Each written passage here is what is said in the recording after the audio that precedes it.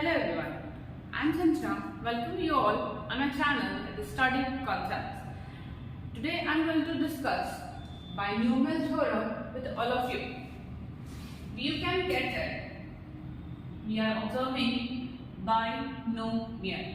Binomial is it not a word, it's a combination of three words. We can get it. Bi means two. This is number. And meal means what? Meal means term. So what we can get, binomial is itself explaining it. That is, binomial is something which will have two terms. That means any algebraic expression. In our junior section we have already studied when we are having two terms joined with some mathematical operation like multiplication, addition or something, then this will be binomial. If it is separated by subtraction or addition, then it will be binomial. Okay.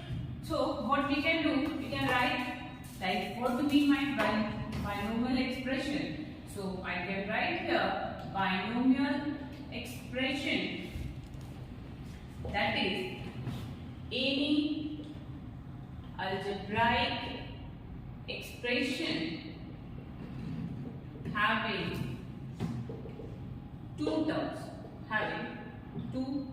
Is called binomial expression. So if it is the binomial expression, let's have some example also. We can write x plus 2, x cube plus 3x, etc. We can observe 1, 2, 1, 2. The expression itself having two terms. Then what is binomial expression? Binomial theorem. So theorem means what? Theorem I can say theorem is something like rules. So any rule that will be applied on binomial will be binomial theorem. Or I can say binomial theorem is a rule which helps us to expand our binomial expression of any power. Like if I am writing x plus 2 to the power 2, like a plus b whole square, it will be x square plus 4 plus 4x. Okay. I can write x plus 2 to the power 3 also. So binomial theorem is a rule which will help to expand this expression. In the place of 3, I can write n also. That means binomial theorem gives us the platform where we can expand our binomial expression with any power n, with any index n. Okay. So let's do it. What if I want to write x plus a to the power n? So when I want to expand it, generally when we were having x plus 2 square, then that means x plus 2, x plus 2. When we are having only two terms for multiply, we can easily do it. But for n term, we need a generalized expression to make it easy. So x plus a to the power n, what it can be written? It can be written n c0 x to the power n and a to the power 0. Then nc1 x to the power n minus 1 r to the power a to the power 1. Similarly, we can proceed like this and so on. So what is written here? It is the expression for x plus a to the power n, and it is looking like so messy, like how we will learn it. So I am going to make it easy for you. X to the power x plus a to the power n. So here I am writing nc0, n combination 0, and x to the power n. Means whatever will be here, the same will be copied with the second term. Okay, and the difference of these two will be here. Like for the first term, we are going to start with the whole number. So in first term, with n lower side, it will be 0, then 1, then 2, and it will proceed like this. And whatever will be here power of second term. Power of second term means power of 8 and the difference between like this. Whole power n minus 0. N minus 0 n. Here you can get it. It is 1. So a to the power 1 and x to the power n minus 1. Similarly, NC 2. A to the power 2 and x to the power n minus 2. I want to recall one more thing. When we were writing a plus b whole square, a square plus b square plus 2ab. Have you ever observed that power of variables or power of the term that is being expanded is always same. Here 2, 2 and here a to the power 1, b to the power 1. So 1 plus 1 is 2. So when we expand any algebraic expression to the power, we get the sum of power of the different terms in particular. It will be same. Like if we are going to take first term, so this is first term. So x to the power something, a to the power something, and power of those will be always n. Here it is n minus 1 plus 1. So when you sum up, it will give you n. Hope so. This small thing will be clear to you. So what is next to discuss? This is just the expression for binomial theorem. So with the help of binomial theorem, we can expand our any binomial expression with power n. Okay. Now, if you are going to expand this for power n, there will be so many terms. There will be so many terms. For example, when you were expanding a plus 2 whole square, that means power 2, it will giving you a square plus b square plus 2ab. That means 3 terms. That means power plus 1. So it will give how many terms? It will give n plus 1 term. For example, if it is n equal to 50, so you are going to get 51 terms. So if we want to discuss about particular term, then will there be need to write all the 51 terms? No. We are having formula or we are having a general expression for a term. Next we are going to discuss general term. General term. For general term, for an example, let's write it like this. We are having r t r plus 1 n c r. I am writing this for x plus a to the power n. T r plus 1 equal to n c r. First term is our x, n minus r, and second term a to the power r. So, general term, we can explain general term x plus a to the power n. The r plus 1 term means r plus 1 term will be known as our general term, and it can be expressed like this: t r plus 1. For an example, if I want to get it 8th term, so we need to write 8 as r plus 1. That means 8 can be written as 7 plus 1. Okay. So this 7 plus 1 and this 7 plus 1, our r is 7. So r plus 1 equal to ncr, that is nc. And for this, here will be 7. X to the power n minus 7 and a to the power 7. So with the help of this general term expression, we can find any term of the given binomial expression along with the index n. Okay. On the basis of this, one more thing I want to discuss. Sometimes you get some question like this. You will have some expression for with power 12 or with power 20, and you will be asked that get the term with independent of it. Get the term with only constant term. That means we don't want the variables. Like when you write x plus 2 whole square, so you will write x square plus 4 plus 4x. So can you think that this 4 is not having the variable? 4 is independent of x. So you can get it. Find the coefficient of the term independent of x. Let's do one question to clear this concept. Okay, where we have given find coefficients of a term that will be independent of x.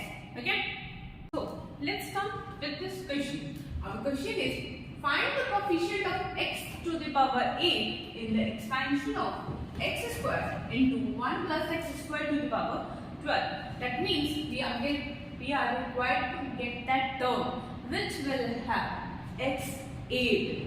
Okay, and after that we can easily find the coefficient. Okay, so we need to find that term. Before that, let's recall our general term. I have just explained what do you mean by general term. For general term, we were writing TR plus 1, that means R plus 1 term equal to NCR first term to the power n minus r into second term to the power r. Okay, we can easily write it. One more thing you can observe here.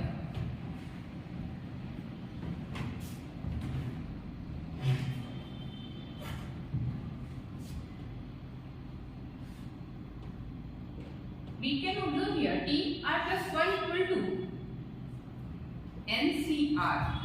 I'm just writing about the coefficient. So if I'm writing TR plus 1, if we are working on the R plus 1 term, we are going to get our coefficient at NCR. That means this subscript is going to be decreased by 1. And if we want to write R, so this will be R minus 1. Okay, so don't be confused with this. This small thing can help you meantime. Okay, so let's come to our question. Question is saying find the coefficient of x to the power 8. Can you observe one thing in our question? X square 1 into 1 plus x square to the power 12. That means this x square is for sure going to be multiplied. And when you multiply in two algebraic term, you are going to add the powers.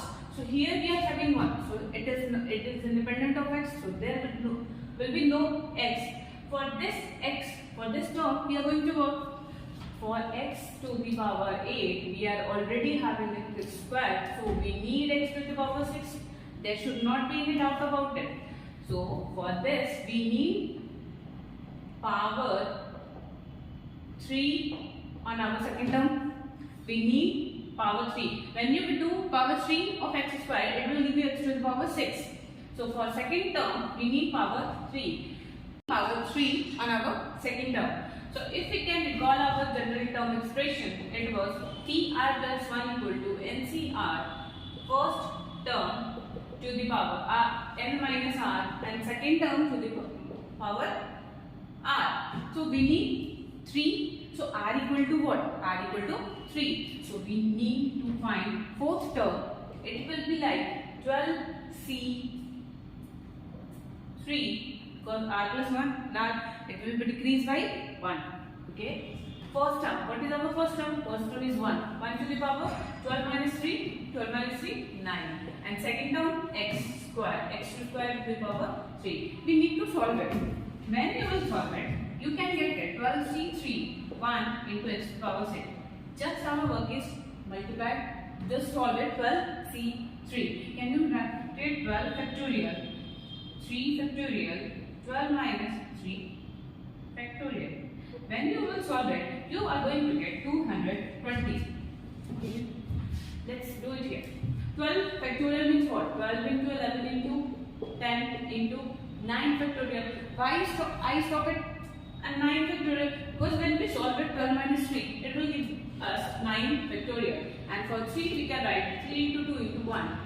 9 cancel. 3 to the 6 and 6 to the 12. 2 into 11, 22 and 22 into 10, it will give us 220. Okay.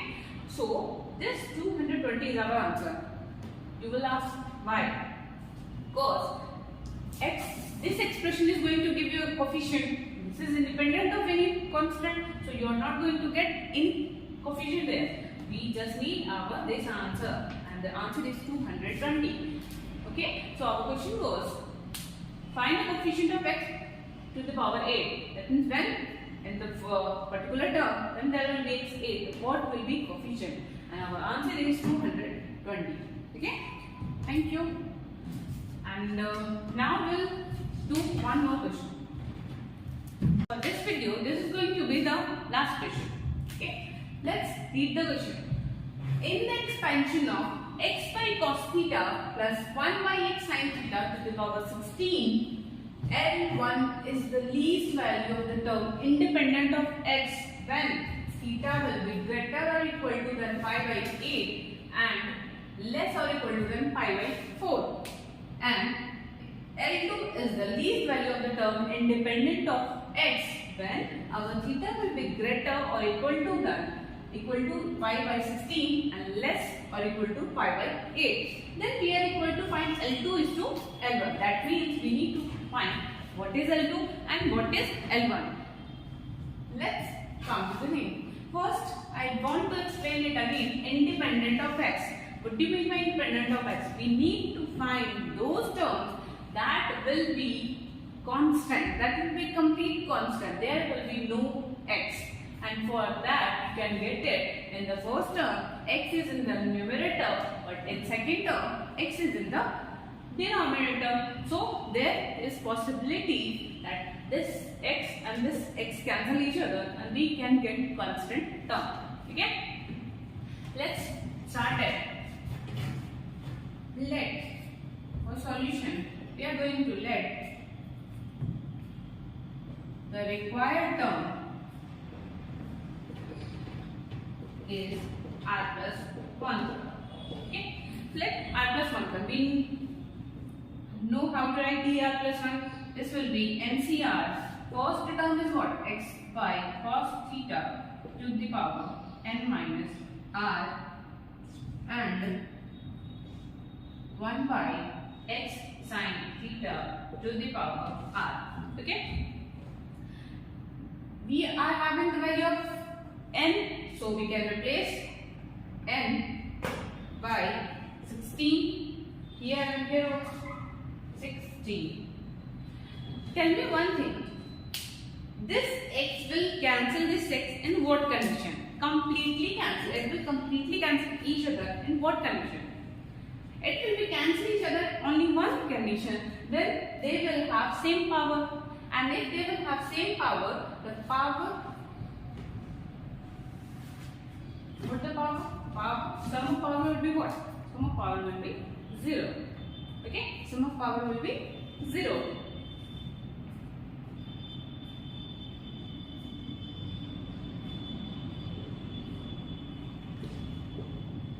Okay? We are going to sum it. This is 16 minus r and this is r. But in this expression, this x will have minus r because x is in the denominator, and when x will be in the numerator, power will have minus sign. So 16 minus r equal to 0. When we will solve it, we will get x, r equal to a. R equal to a. From here, you can get it. We want to find T9. That means 9th term. Okay? So, here 16 minus r and r, the sum of them will be 0 and r equal to 8. We are done with this. Hope this is completely clear with you why their sum is going to be 0. We said they will be having same thing. If it is having 8, this will having 8. But it is in the denominator and it is in the numerator. So numerator and denominator, when they will sum up, it will give 0 because the same magnitude will have different sign. 8 plus minus 8 will give 0. Okay, let's move on. We need to find T9 because r equal to 8. We know we are having expression for t r plus 1. So r equal to 8, then we need to find T9. T9 can be written as 16c8 x by cos theta to the power 8 and 1 by x sin theta to the power 8. Because here it was 16 minus r and r equal to 8. 16 minus 8 equal to 8. When you solve it, can you write it like this? So r to the power 8 and x to the power 8 and x to the power 8 can be cancelled. So it will be 1 by cos theta sin theta to the power 8. Now tell me one thing. Can you write it 2 here and multiply that means in numerator and numerator we are going to multiply 2. But because it will give us one expression of trigonometry and it will be sine 2 theta to the power 8. Okay, it will decrease our calculation. Sine 2 theta. Here we are done.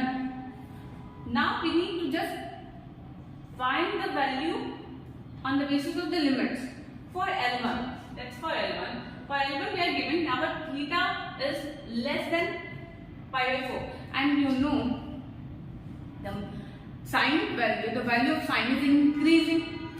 So for pi by 8 and for pi by 4, theta will give maximum value at pi by 4, and our requirement is L1 is the least value, and since sine is in the denominator, greater value will give the expression the least value. That means you can write it, you can say easily, greatest value in the denominator implies least value of the expression. Okay, so for L1 we are going to use pi by 4, and when we will use theta as pi by 4, it will give us pi by 2, that is 90, and for 90 sin theta will be what? 1, of course 1. So for L1 our T9 is 16C8 to the power 8, because denominator is completely clear. And for L2 is pi by 8. We are going to use pi by 8 because pi by 8 will give the greatest value, and greatest value in the denominator implies least value of the expression. Okay, so for L2, T9 is going to be 16C8. Let me solve it. It will be 2 into pi by 8. Pi by 8 means what? Pi by 4. 2 into pi by 8 equal to pi by 4. And pi by 4 means what? 45 degree. And what is the meaning of, what is the value of sine 45 degree? Sine pi by 4 give us 1 by under root 2. So when it will be 1 by under root 2, 1 by under root 2, this will be in the numerator. On normal solving, we are going to get x 2 to the power 8 into 2 to the power 4, because root 2 to the power 8 equal to 2 to the power 4. So we all are here. So here we are done. Now just solve it. L2 is to L1. 16C8 into 2 to the power 8 to the power 4 by 16C8 2 to the power 8, and that's it. 1. Cancel, and 16 by 1. So L2 is to L1 is 16 is to 1. This is our final answer. Okay. So in this manner we can solve any complex question in a simpler way. Okay. Just need to find the term that will be independent of x. Then convert the expression in the simplest form where we can use the values. And after using the values, we will get our L1 and L2. And according to the question, find L2 is to L1. Okay? And that will be our 16 is to 1.